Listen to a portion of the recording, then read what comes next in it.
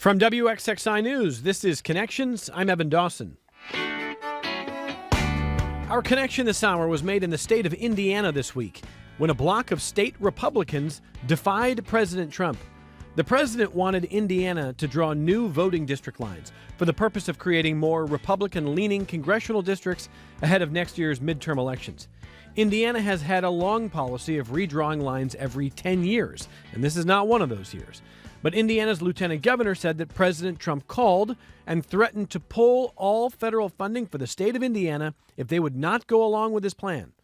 The Republican-led legislature held firm, and they said no to the president. The Republicans who voted against drawing new district lines said they want to honor their state's plan and not simply cave to a president, even President Trump. It was, for some, a surprising rebuke of the president from some of his loyal followers. And it comes at a time when there are some cracks showing in the MAGA movement. Congresswoman Marjorie Taylor Greene has been long one of President Trump's most vocal supporters in the country. But in recent months, she began criticizing the president, eventually leading to an ugly and very public split between the two. President Trump now calls her Marjorie Traitor Greene. She's leaving Congress early, resigning next month, and says President Trump has inspired death threats against her family. Political identity is powerful.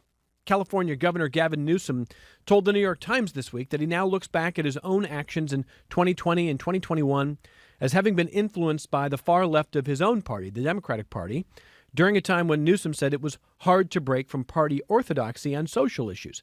But Newsom says Democrats can pull back from the edge. We'll talk more about his comments in a future episode of Connections. Today we discuss the pull away from MAGA, whether that is real or fictional, and what might drive it. My guest is the founder and executive director of Leaving MAGA.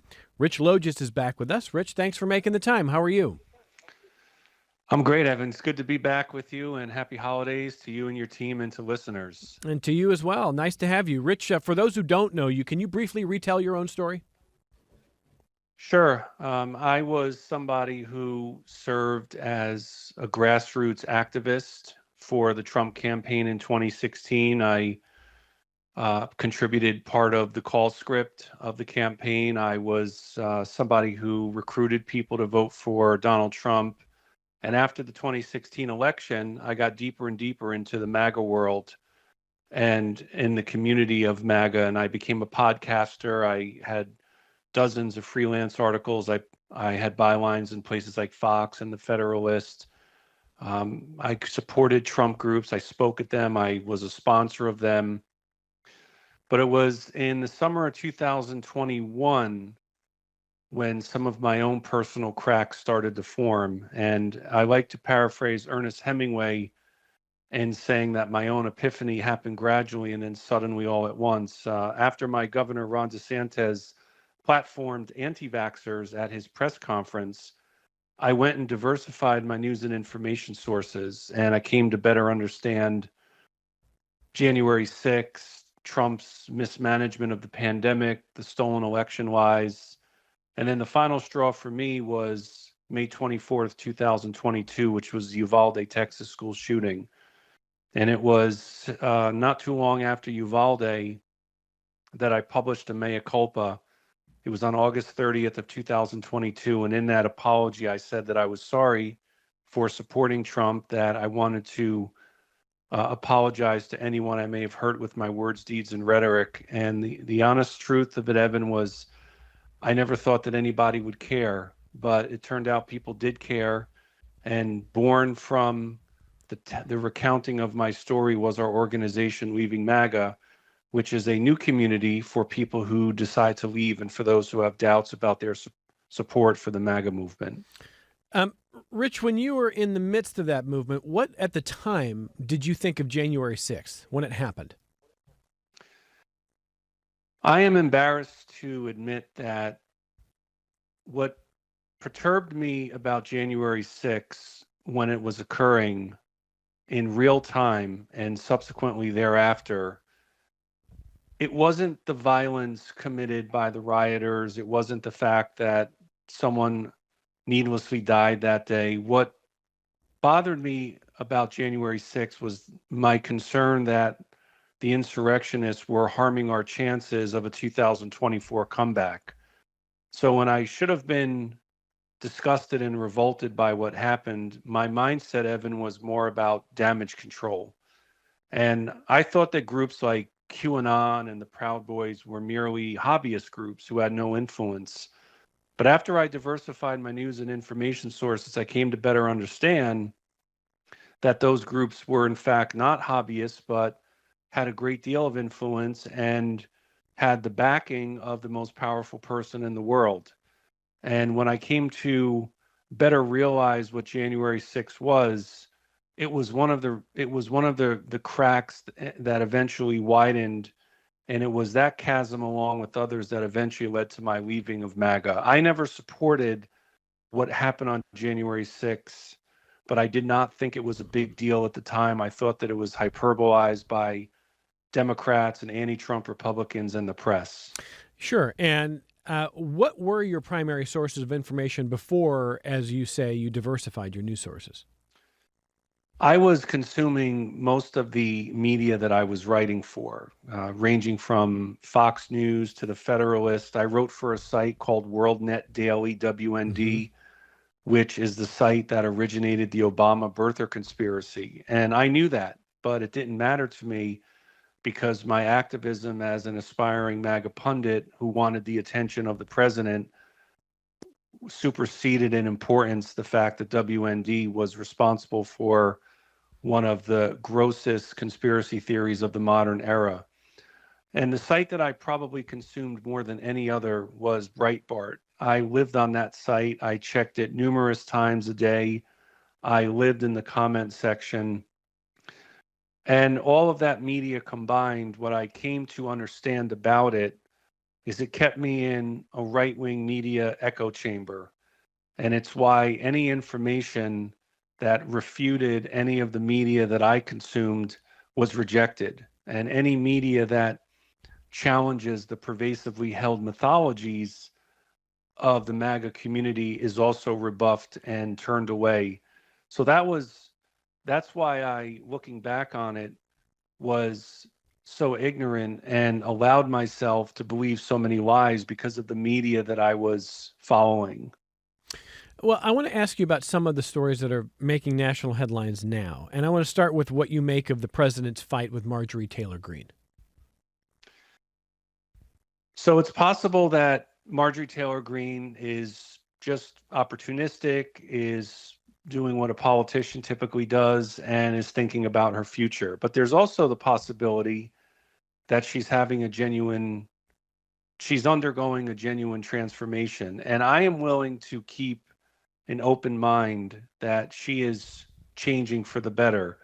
I would like to think that my story, the stories of our leaders who have also left MAGA, which people can read at our site, leavingmaga.org, we're all living proof that it's possible for people to change. And I think that anyone who changes and seeks genuine penitence is deserving of our grace. It does not absolve Marjorie Taylor Greene of some of her past abhorrent statements, but part of her own change, if she's undergoing one that is genuine and sincere, is the requirement is you have to take responsibility for your past. And she, to her credit, has been doing that. And so it's why I'm inclined to believe that this change is one of sincerity and is not a fake change just for the purposes of opportunity or publicity. Well, she sat down recently with CBS News' Leslie Stahl, and I want to listen to some of their conversation there. After President Trump called me a traitor, I got a pipe bomb threat on my house, and then I got several direct death threats on my son. On your son? On my son. You say the president put your life in danger.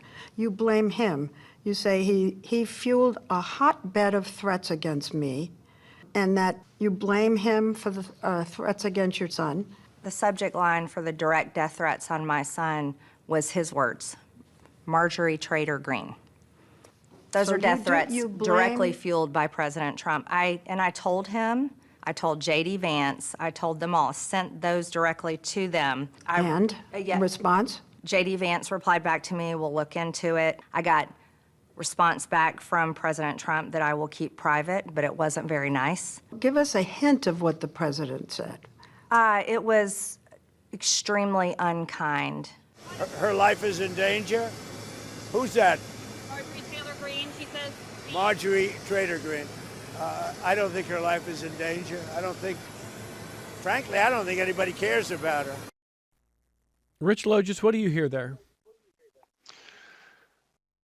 What I hear is one of the reasons that I eventually left MAGA, which was the acceptance of politically motivated violence and the defense of unnecessary death, suffering, and trauma. And the fact is, the president's words do matter, they do have an impact, and they do have influence. And as a result of the president's words, you now have someone and her child who is in the crosshairs of people who might consider committing violence against her.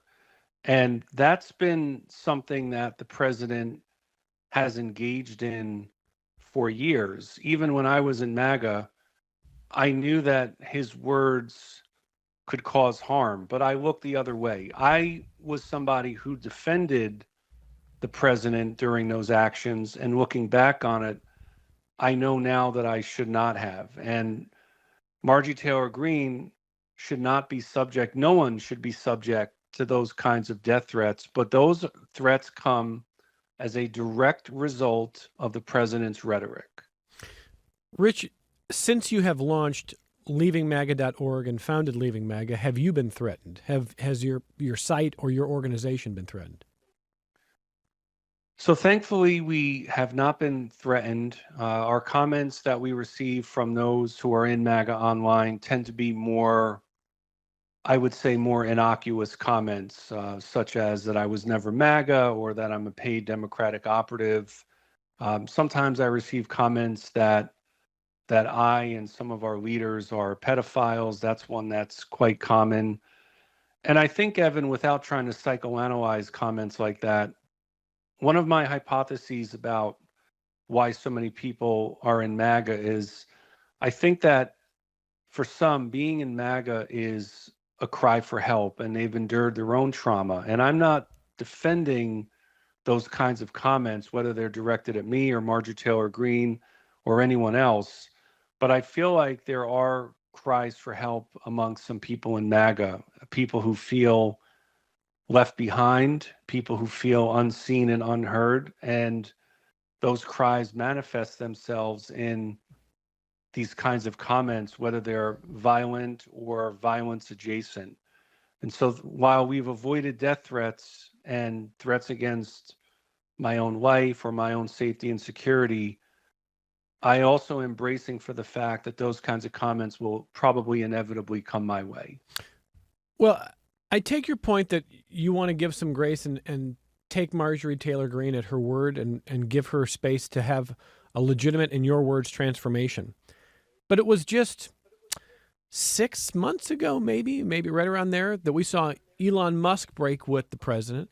Elon Musk tweeted that the president was in the Epstein files and basically called him a pedophile. And less than 6 months later, there's Elon Musk back at the White House, dressed in a tuxedo for the state dinner for the Crown Prince of Saudi Arabia, making nice with the president and bragging about Doge again. And it makes some people cynical. It makes them wonder, are we going to see that from Marjorie Taylor Greene? Is she going to be back at the White House as a guest of the president? Is there something else we're missing here? Do you think the Musk case is different than the Marjorie Taylor Greene case? Well, I think with Musk and Trump, both of them share a common trait, and that trait is transactionalism. For them, every relationship is transactional. And if Marjorie Taylor Greene tomorrow said, I was wrong, I think MAGA is great, I support the president, she would have the red carpet rolled out for her at the White House. If I were to say the same, the president would welcome me back with open arms. But what would happen is the president would tell myself and would tell Marjorie Taylor Greene don't ever cross me again, because if there's one characteristic of this presidency, it's retribution. It's using the power of the federal government and the presidency to exact revenge. So I'm not surprised at all to see Musk back with the president, because he and Trump are both transactional individuals. That's the way they view every relationship. They're both takers, they're not givers. And so I think with Trump, he figures that what Musk may have said about him in relation to the Epstein files doesn't matter much with his base. But I think, Evan, that there are actually cracks forming within Trump's base, and I think that the president knows that, and I think it partly explains some of his more than usual unhinged behavior as of late. Well, so let's talk about that. When you joined us more than a year ago, you were confident that more people would join your movement out of MAGA over time. And there doesn't appear to be a lot of data backing that up at this point. I mean, do you, or maybe I'm missing something, but were you wrong? Are you surprised?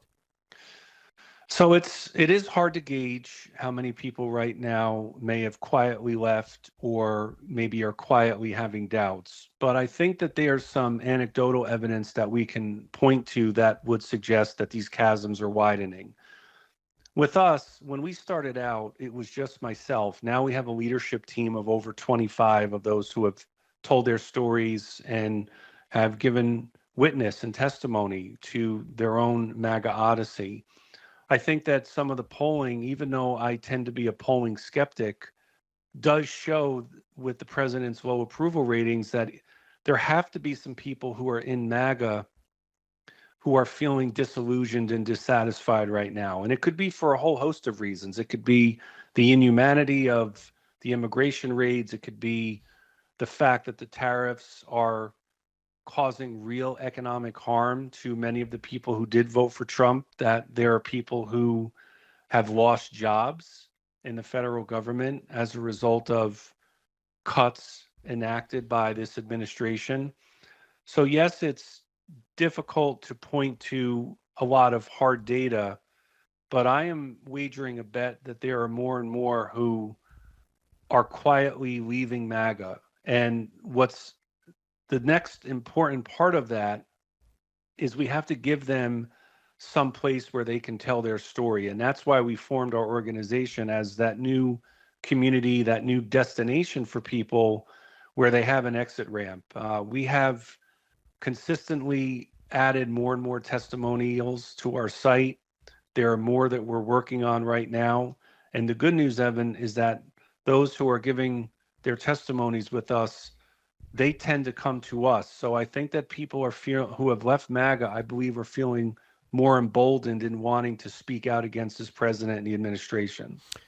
I want to listen to one other piece of sound here, and it comes from a conservative Republican who is opposed to Trump. That's David French, and he joined the Bulwark podcast yesterday to describe some of what he sees happening. Now, David French says he does not think there's a whole lot of evidence that Trump himself has lost popularity among Republicans. In fact, he says it used to be that people who are more small C conservatives or social conservatives like himself, but opposed to Trump, would be on the fringes of the Republican Party, and now it's flipped. But he said as the end of Trump's term in office comes into view, he does see some cracks within the coalition. Let's listen to some of what David French said. Two things are happening at once here. One is Trump's not on the ballot anymore. So that shared affection for Trump is not holding the coalition together as much.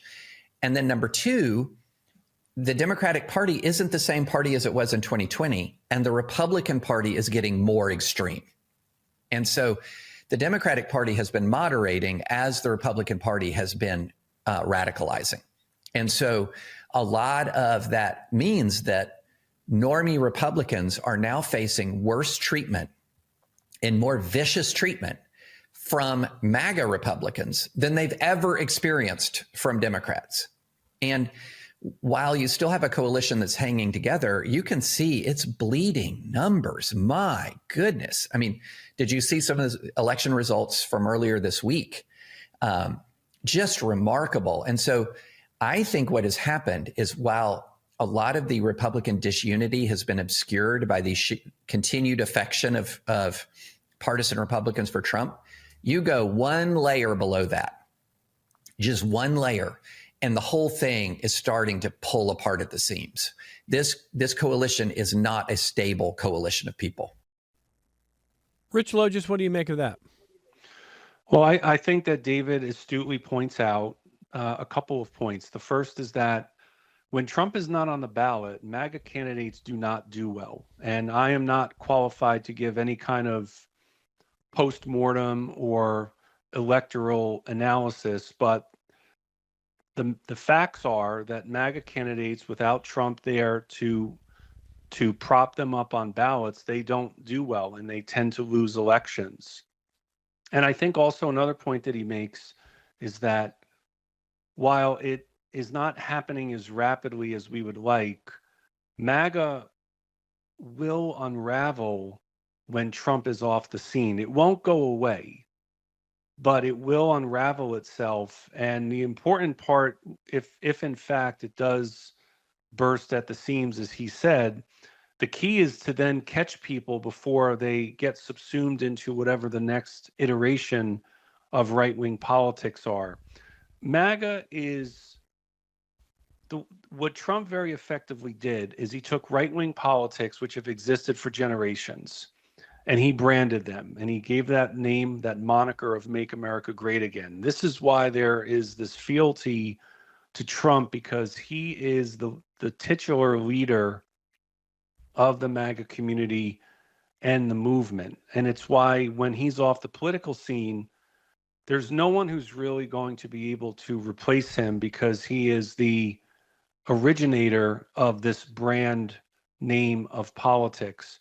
So I think that David French's point about the coalition starting to weaken, I think is accurate. And while it's not happening as rapidly as we would like for it to see that it's happening, I agree with him that it is, and that we have to keep reminding the country of what Trump is doing and showing how what he's doing is anathema and antithetical to democracy and our democratic lowercase d institutions. Well, let me just push a little bit on that point, and then we'll take some feedback from listeners. For Rich Logis, my guest, who is the founder and executive director of Leaving MAGA, joining us from his home in Florida.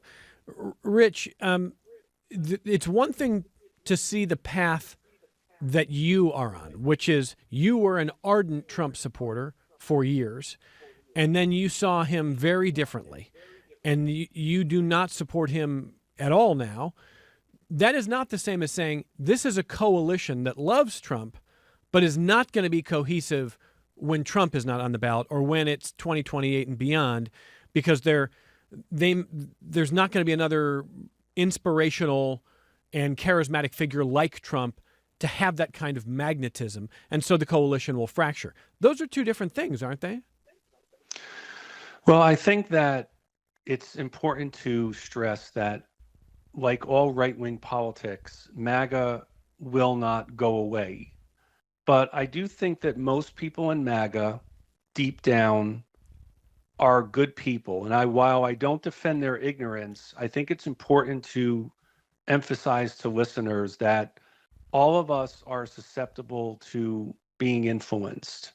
And I believe that most MAGA supporters' genuine and sincere fears and concerns have been exploited and manipulated. And I think that most people in MAGA, Evan, do have a line of demarcation. There is a red line where there would be one betrayal or one lie too many.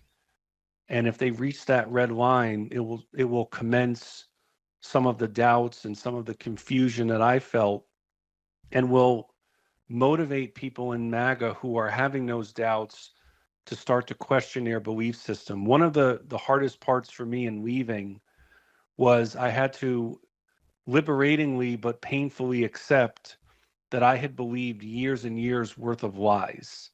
And I said at the Democratic National Convention last year in a video testimonial that Trump's toxic superpower is lying. But if someone in MAGA starts to feel that Donald Trump is dishonest, and I am convinced that most people in MAGA know that Trump is dishonest, I do think that if there's one lie too many, some people in MAGA might start asking, if Trump is lying about one issue, is he lying about other issues? And that's where we can start to catch people who are starting to question their allegiance to the MAGA movement. Well, I mean, his approval rating is low, and he is struggling clearly with the fact that the economy is not reflecting what he said it would a year ago. But Rich, he goes out and says the price of meat is down when the price of meat is at an all-time high. He is lying about a lot of different prices that are down, about gasoline prices. He does that all the time. And then at a rally this week, he says, well, maybe you can just buy fewer pencils. You can buy fewer toys for your kids, which is the exact opposite of this really kind of flowering economy that he claims is happening. He's saying, well, maybe we all should just have a little bit less. So, I mean, there's dissonance there. There are lies there, but there's not a total mass exodus from the president. So, I mean, when is what you're describing going to happen, if it's going to happen? You know, I think that an exodus and epiphanies like my own happen gradually, slowly, and then suddenly all at once. And while the president lies about essentially every issue, the lies about economics fall flat because people know the financial stressors that they are enduring in their household. So no matter how much Trump lies to them about the cost of food or the cost of insurance or the cost of energy that are lower and cheaper, people in MAGA know that that's not true because they see their own prices and what their own cost of living is. And I think the more that the president lies about the economy, I think it makes it a little more likely, Evan, that we might start to see the beginning of some of that exodus that so many of us so desperately want to see. Trump can lie about any issue he wants, but when it comes to the middle class and the cost of living struggles that we endure, he can't lie his way out of the reality that costs right now on some line items are actually higher today than when he was elected. We're going to come back in a moment. We'll take calls from Adam, Kevin. I've got emails. We're talking to Rich Logis, founder and executive director of Leaving MAGA. We'll come right back and take your feedback on Connections. In a democracy, serious journalism is not a luxury. It's a necessity. Accurate, objective reporting gives us the information we all need to form an opinion about the issues and events. Your monthly membership gift of $5 a month or more will help WXXI provide this essential kind of journalism. Please become a sustaining member at WXXI.org.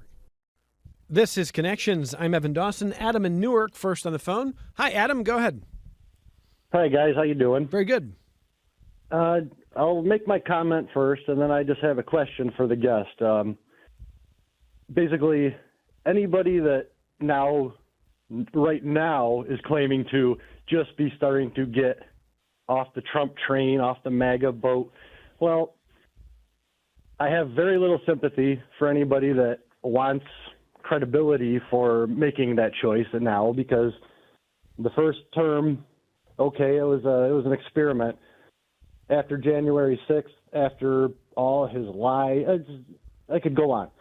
It's not been a joke for a long time, and it's very serious for the country. And my comment, my question for the guest is, did he come to this conclusion based on trying to think harder and look deeper, or was it pressure from family, friends who started to tell him that, you know, I don't want to be around you anymore, because I have people like that in my life where I don't want to talk to them anymore. I can't be around them because I know how they voted. I know how they felt. But they're family, right, Adam? I mean, they're still your family. Some of them are, believe it or not, and they're all ridiculous about it, and they won't give up on it. It's almost a religious fervor thing, and that's another topic that I feel like kind of relates to this, is these people that I won't go into the religion thing, but anyway, for the guest, I would like to know if he had those experiences with people in his life saying, what are you doing? Are you serious? So maybe not. Maybe he's just become I can't really, like I said, I have very, very little sympathy for anybody that's trying to now say, he's lying and all this. Well, no kidding. It's Donald Trump. And okay, I can give him respect for being so public about it with his online group and whatnot, but very little. Thank you, guys. Yeah, I get you, Adam, and certainly I'm sure Rich respects your right to say that he questions how long it took, but at the same time, let's set Trump aside here. I will just say this, Adam. Human beings form beliefs for a lot of different reasons, but when beliefs are tied to identity, you mentioned religious fervor, but when it's tied to identity, there is very little that can break that. It's not unbreakable, but it's very, very difficult. And I would just caution against always assuming bad faith or, poor minds or whatever. I mean, probably I'm sure there's stuff that I believe that's absurd. I mean, everybody has maybe something. Beliefs are hard to break. It takes time. And but I'll give Rich some time there because Adam thinks it took you too long, Rich, and he wants to give you credit for speaking publicly, but not too much credit because he says you should have figured this out sooner. That's what he thinks, Rich. Well, Adam, thank you for the question. I'm a former Yonkers, New York guy, so not too far from Newark where you are. And I appreciate your frustration and exasperation about it taking a long time to eventually realize the dangers of Donald Trump and of MAGA. What I would say, though, is my friends whom I lost contact with because they were Democratic voters didn't give up on me. And when I went back to them to apologize for lumping them into a category of being an existential threat to my life and my country and my family, all of them accepted my apology. And one in particular, very important in my life dating back to college, he said to me, "Rich, I always knew that you'd come back." So I would really, Adam, recommend and strongly encourage you to please keep the light on, because you don't know when someone might start on their own come to Jesus, road to Damascus moment. And we want friends and family of those in the thrall of MAGA to want to make themselves available for those in MAGA who start to have doubts. We have a Tuesday night support group that we do online. It's free. We don't charge for it.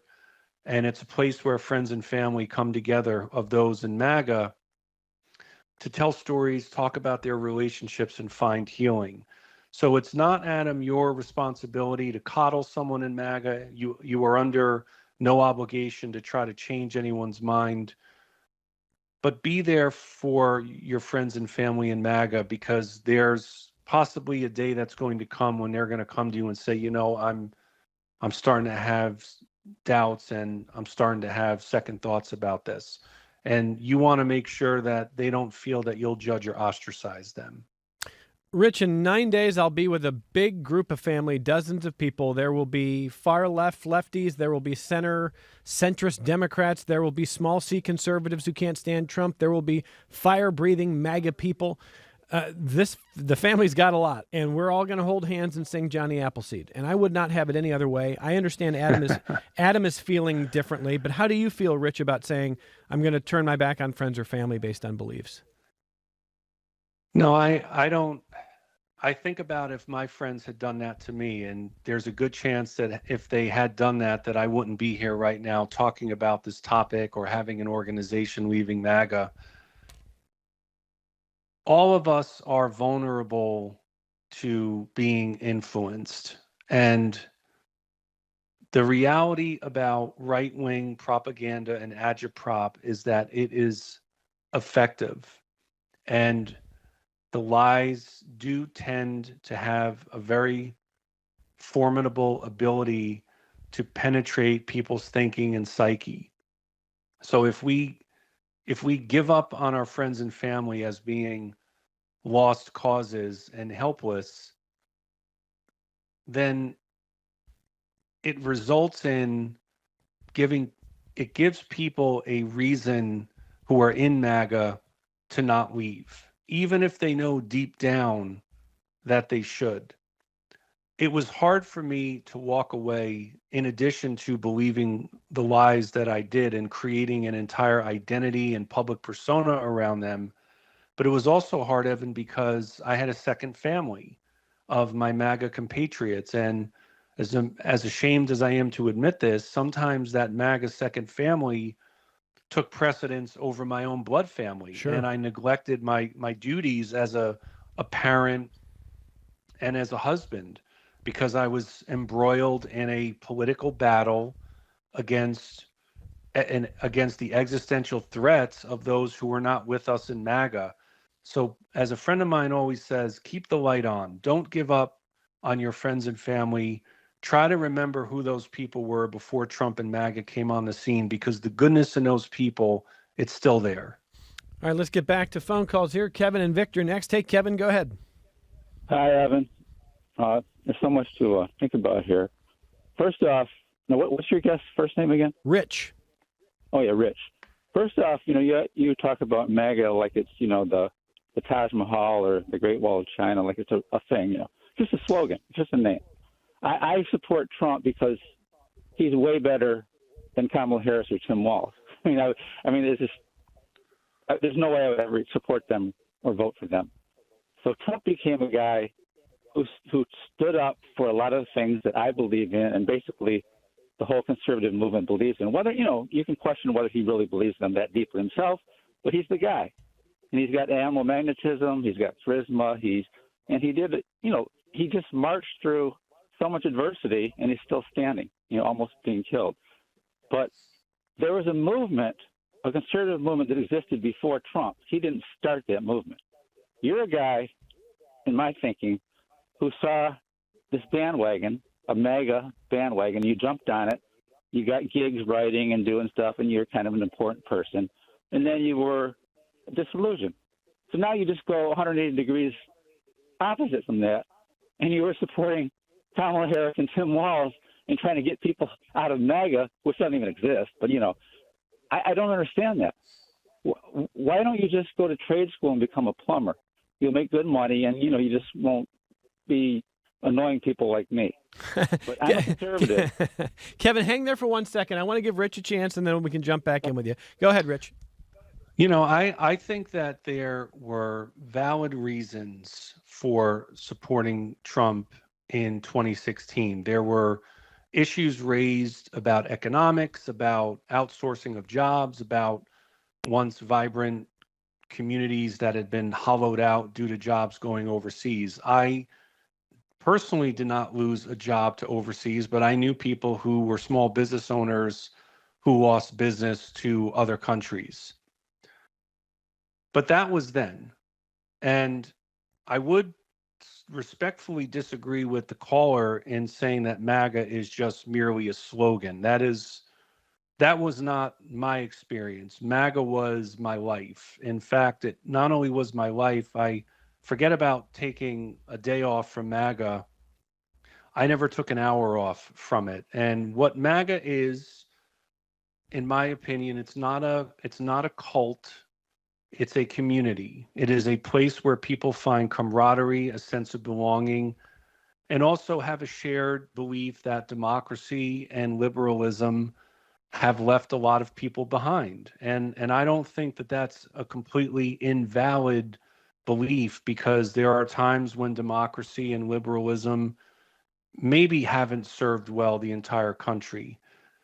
But to say that Donald Trump represents as his presidency as one that is representative of all Americans, Donald Trump has clearly shown that the people most important to him are only the ones who supported him, not all of the people that he took a constitutional oath and swore that he upheld to defend and to represent. Well, let me bring Kevin back in. I'll just say, to Kevin's point, I understand the idea for people who don't feel like Rich. If you are MAGA, but you're not thinking about it every hour the way Rich was, and you go, look, that's just a slogan that I agree with. I agree with the movement. I agree with the president, but it's not my life. To Rich's point, for some people, it is much more involved. It is an organization. It is a community. In the same way that for some people, take Black Lives Matter. Some people say, I put that sign in my yard because I believe Black Lives Matter. I believe it's a slogan that I agree with. But for others, they work for an organization that had a political ideology and an organizing philosophy.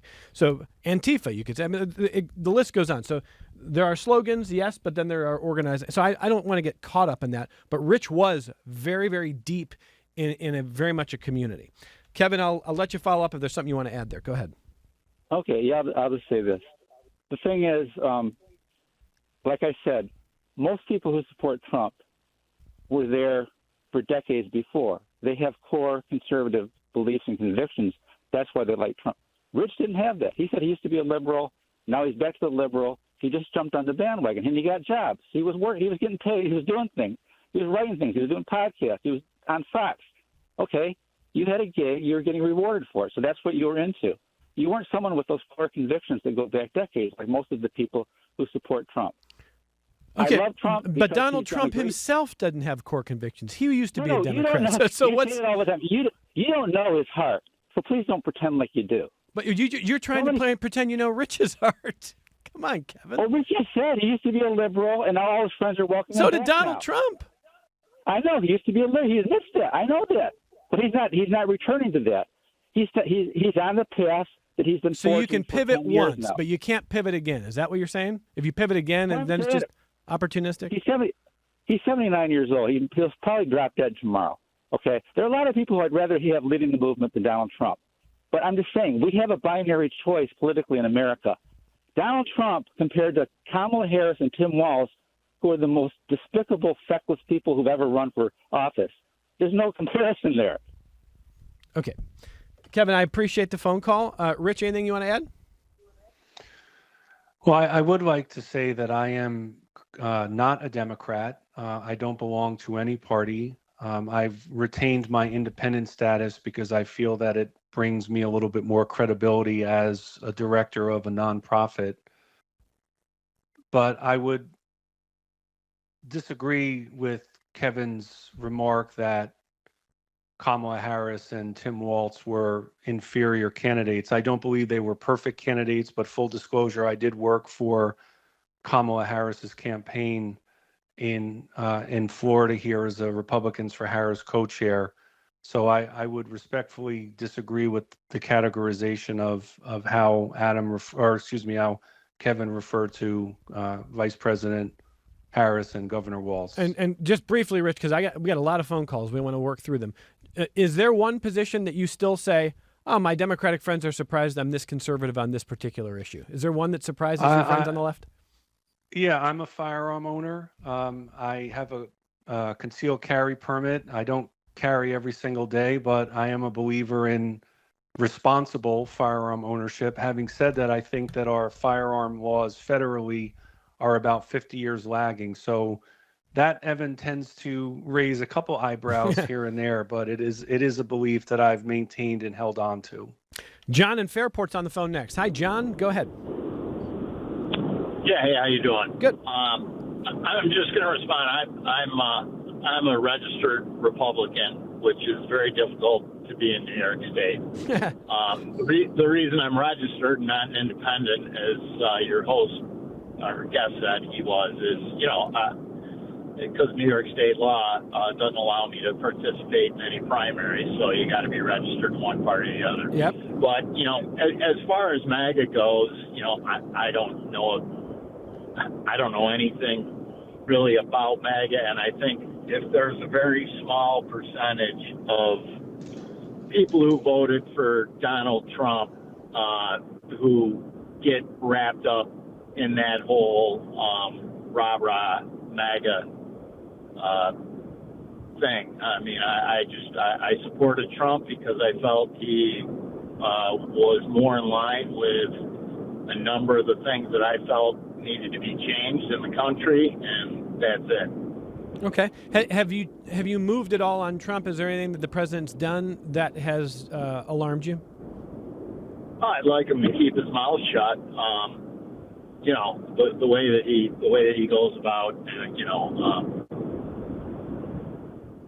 of people, doesn't really do anyone any good. As far as the tariffs go, I'm uncertain. I'm not an economist. I'm uncertain how that's going to all play out. But in regard to what he's done with the border, I'm in favor of that. If we want to have more immigrants come into the country, that's easy enough to do through Congress by changing the laws. And I do feel that if you come here not according to our law, then that's a problem. You've already broken a law first thing when you cross into the country. So for the most part, I'm good with what's been happening. Okay. John, thank you for the phone call. I appreciate that. So, Rich, there's John saying he doesn't love everything Trump says, but for the most part, he wanted to see a sealed border. John feels like he's seeing that. My sense, Rich, is that, Joe Rogan came out recently and kind of broke with Trump over ICE and the deportation of people who've been here for 20, 30 years and are not are not violent and are not running drugs and are contributing to their communities. Joe Rogan broke pretty hard with Trump on that. But my sense is that most Republicans who voted for Trump, for the president, are not upset with what they're seeing with ICE. And that's not going to be a big deal breaker. I think if it was, we'd have seen it by now. What do you think there, Rich? Well, I think that it has been clearly shown that ICE is not apprehending people with due process. They are not apprehending only people they claim to be criminals. And to John's point, immigration as an issue has had a lot of, to use an old political maxim, a lot of kicking the can down the road. And President Biden, though I am not an apologist for him, did propose a bill during his presidency that had bipartisan support that would have gotten a lot of the challenges at the border better under control. But that originally bipartisan negotiated bill was killed by the Republican Party at the request of Donald Trump. So this is all a reality that is irrefutable. And I think that Kevin and John are correct in when they say that most people who voted for Trump do not identify as MAGA, but that doesn't mean that there aren't still millions of people who identify as MAGA. So we've got a lot of work ahead of us to find those individuals who are having their doubts and want to tell their stories with us. But there are many millions of people who are in MAGA. It might be a minority of the country, but it is not a small number of Americans.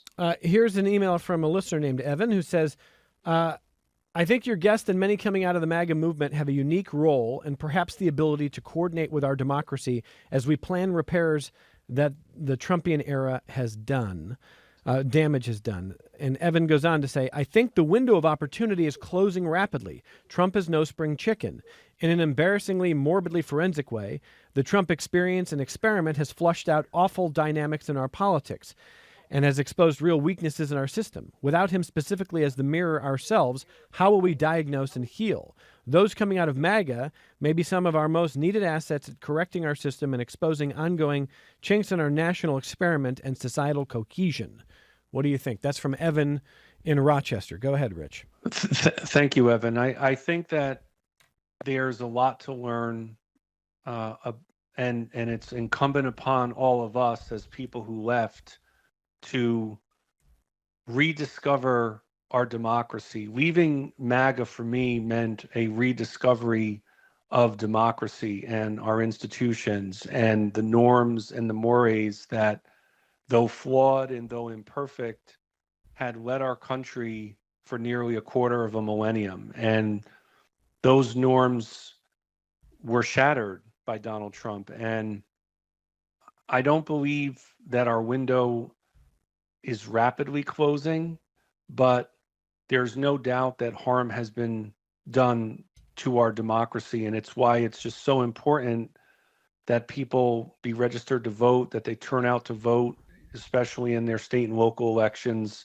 But myself and our leaders are going to continue to keep getting our message out there, because we want more and more around the country to know about us, because we want to find those individuals who are having their own doubts, because the best advocate against, in my opinion, against what the president is doing are those who used to devoutly support him. The website Rich is talking about is leavingmaga.org if you want to check out what he's been doing. In our last 30 seconds, Rich, we saw the governor of Pennsylvania, a Democrat, Josh Shapiro, possible presidential candidate. The governor of Utah, a Republican, Spencer Cox, possible presidential candidate, on stage together, praising each other, talking about good governance. How's Spencer Cox as a Republican for you? Would you vote for him? I hold Governor Cox in high regard. I hold Governor Shapiro in high regard as well. And what they show is that it is possible for us to disagree better.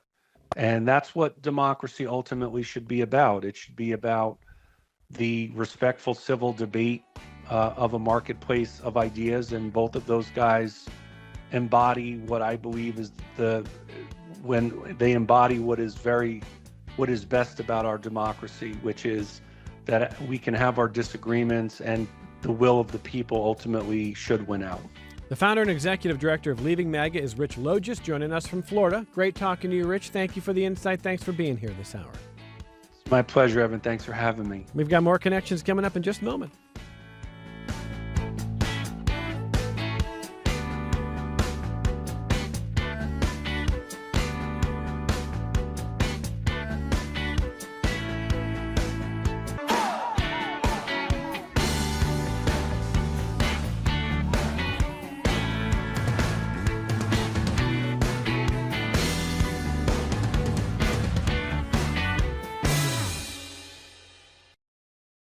This program is a production of WXXI Public Radio.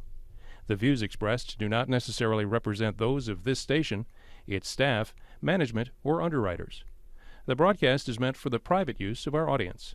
Any rebroadcast or use in another medium without expressed written consent of WXXI is strictly prohibited. Connections with Evan Dawson is available as a podcast. Just click on the Connections link at WXXInews.org.